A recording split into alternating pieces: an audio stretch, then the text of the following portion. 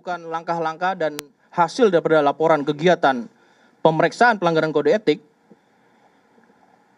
yang dilakukan oleh terduga pelanggar atas nama AKBP FWLS Jabatan Pamenian Mapolri ex Kapolres Ngada Polda NTT, di mana ada hasilnya yaitu wujud perbuatan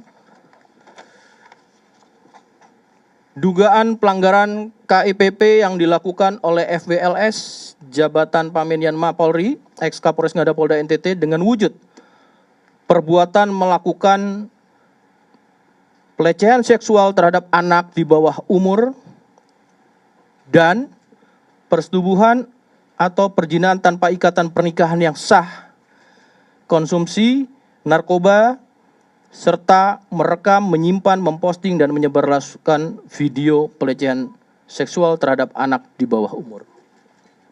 Ditemukan fakta bahwa FLS telah melakukan pelecehan seksual dengan anak di bawah umur sebanyak 3 orang dan 1 orang usia dewasa. Antara lain, saya akan menyebutkan anak 1, anak 2, dan anak 3. Ya.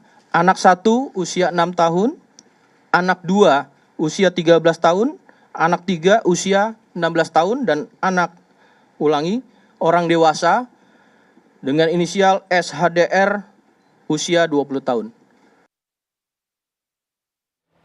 Iya, Pak Arief sudah disebutkan semua, bahkan tingkat kejahatannya lengkap gitu ya. Predator seks, pecandu narkoba, pedofil saya bisa katakan. 3 diantaranya anak di bawah umur, Pak Arief. Ya, terima kasih Mbak Maria. Jadi ini seperti yang diakui oleh yang bersangkutan, inisial F, Fajar ini, itu diawali dari pertengahan tahun kemarin. Dia, mohon maaf, dia memesan secara online melalui aplikasi yang 6 tahun atau dibilang tadi anak pertama itu dilakukan kekerasan. Kemudian dibayar, menurut pengakuan yang bersangkutan, dibayar sejumlah uang cukup mahal, 3 juta.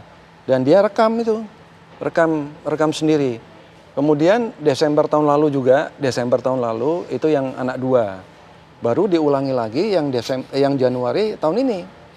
Nah, yang sekarang jadi masalah, aplikasi saya coba menelusuri, ternyata bisa di aplikasi yang dipakai sama si oknum mantan Kapolres Ngada ini. Kita sebut saja namanya, Pak. Pak Fajar ini. Itu aplikasi bisa ada pilihan.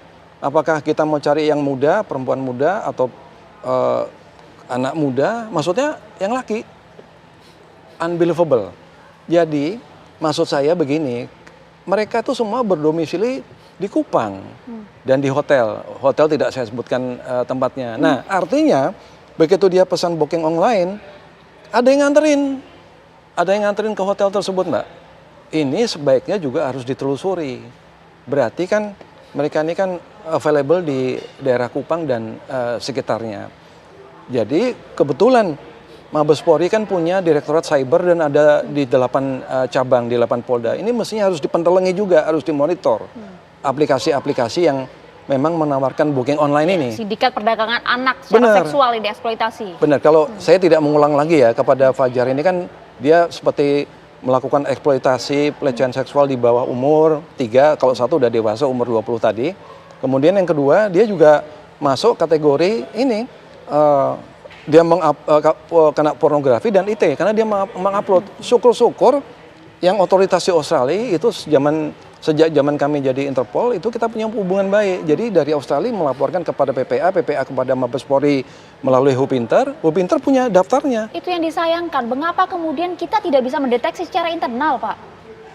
Begini, karena kan kemungkinan aplikasi yang booking online itu servernya ada di luar. Jadi kita untuk bisa menelusuri kita mengalami kesulitan. Nah, maksud saya ini juga harus dipikirkan.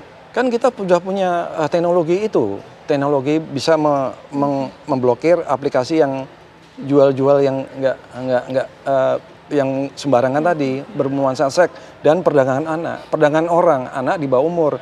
Tapi juga jangan lupa ada yang mengantarkan datang ke hotel itu orang dari Nusa Tenggara juga di Kupang, dan mereka kan di sana mungkin butuh uang, Bang. Kalau yang pertama yang pertengahan tahun lalu dikasih bayaran 3 juta dengan kekerasan seksual direkam sama Fajar, kemudian yang Desember tuh dikasih uang mungkin 500.000, yang bulan Januari kemarin 1 juta, Mbak. Nah, ini harus kita pikirkan. Kemudian kita juga harus melihat pada waktu dia ditangkap sama Propam, dibantu di backup sama Propam Mabes Polri, yang bersangkutan mengaku dan si korbannya sudah dikonfirmasi mengiyakan. Jadi sudah klop. Nah, satu lagi yang kami dapatkan bahwasanya beliau di tes urin positif narkoba. Berarti kan pada waktu mau mengeksekusi atau mau main, dia gunakan narkoba. Dengan dia gunakan narkoba itu dalam kondisi fly mungkin, dia mungkin secara nggak sadar, mungkin sudah nggak ingat berpikiran rasional, dia upload. Nah, upload itu kalau dia upload itu kan kami juga saya sebagai seniornya itu merasa heran juga, kenapa? Dia kan Kapolres. Itu dia, ini Kapolres ini bukan jabatan main-main Betul. Pak Arief, ini jabatan seksi, idaman semua polisi. Iya, itu istilah dari saya, Mbak. Idaman, dreaming, Mbak. Saya pun mau jadi Kapolres harus melewati beberapa tahap. Lulus Akabri, lulus PTK, lulus Sespimen, ya kan? Itu harus bisa jadi Kapolres, semua rebutan, Mbak. Nah itu dia, sudah ada banyak tahapan Pak sebenarnya, ada Sespimpol, kemudian Sespimti dan lain-lain. Apakah tidak ada asesmen secara psikologis untuk bisa mendeteksi nih hal-hal semacam ini? Nah, Pak Arief? begini, pada waktu zaman kami jadi lulus Sespim, itu sebelum menjadi Kapolres, itu kita ada namanya Susjap Kapolres. Dan kita juga dievaluasi, di assessment oleh SDM Polri, baik secara mental, secara akademis, secara psikologi, cocok nggak saya ini jadi Kapolres, kan gitu. Nah, mungkin ini juga bisa dijadikan masukan juga untuk SDM untuk lebih teliti lagi. Nah, satu lagi, Mbak, yang belum saya sampaikan, pada waktu dia diperiksa itu dia menjelaskan bahwa dia dulu pernah masa kecil pernah mengalami trauma juga. Oh. Dia ngomong gitu waktu diperiksa itu. Kita lihat tadi waktu di konferensi pers, mukanya seperti innocent. Ya kan? Ya. Disuruh buka masker, dia mau buka-buka, cuman sama petugasnya dinaikkan lagi. Dia kayak nggak merasa bersalah.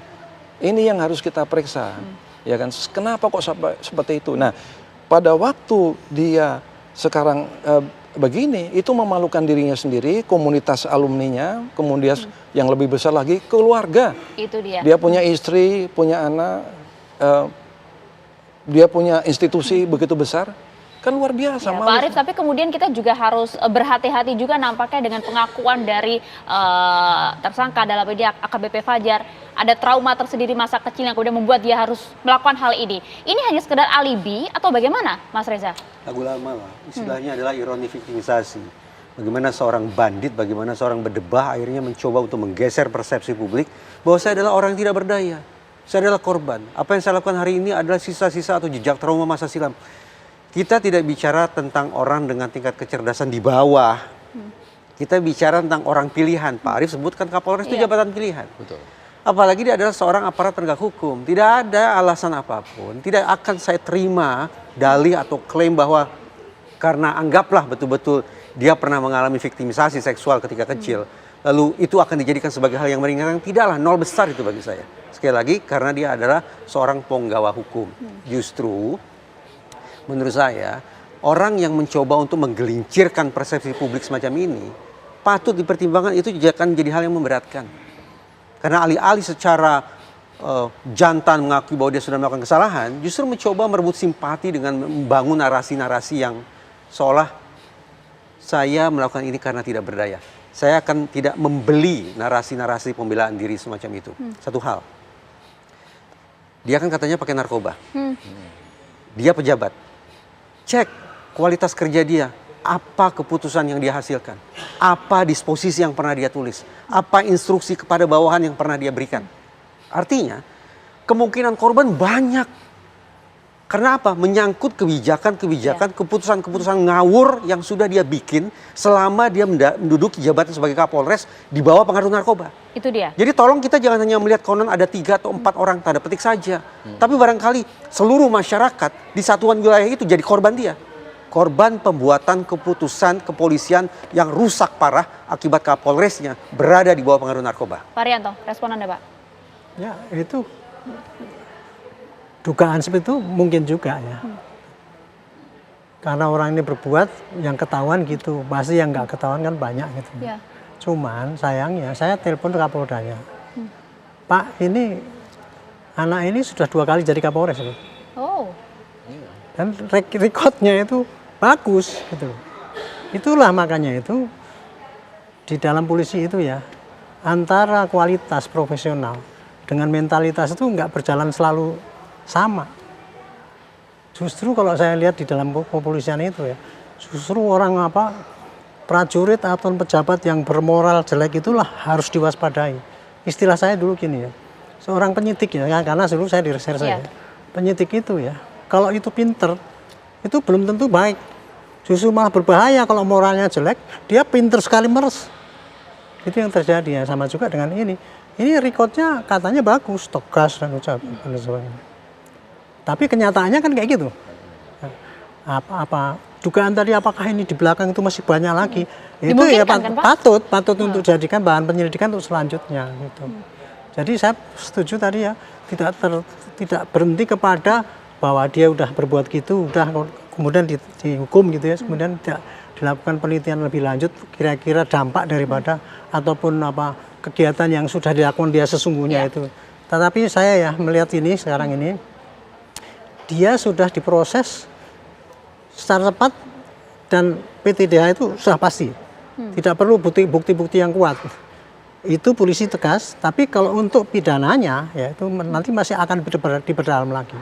Karena pidana itu kan melibatkan semua direktorat loh tadi, narkoba, cyber, kemudian PPO, PPA masuk ke situ semua, sehingga nanti akan didalami apa yang sesungguhnya dia kualitas kejahatan dia itu sampai di mana. Itu dia kualitas kejahatan sampai saya di mana? menghimbau ya kepada korban-korban itu, mumpung sekarang udah lagi digini, tolong muncul yang tadinya dibilang ketakutan dan sebagainya, dihimbau, dipancing supaya bisa menambah, jangan sampai kita hanya menduga-duga tapi kenyataannya kayak gitu. Itu dia potensi pasti adanya korban-korban lainnya.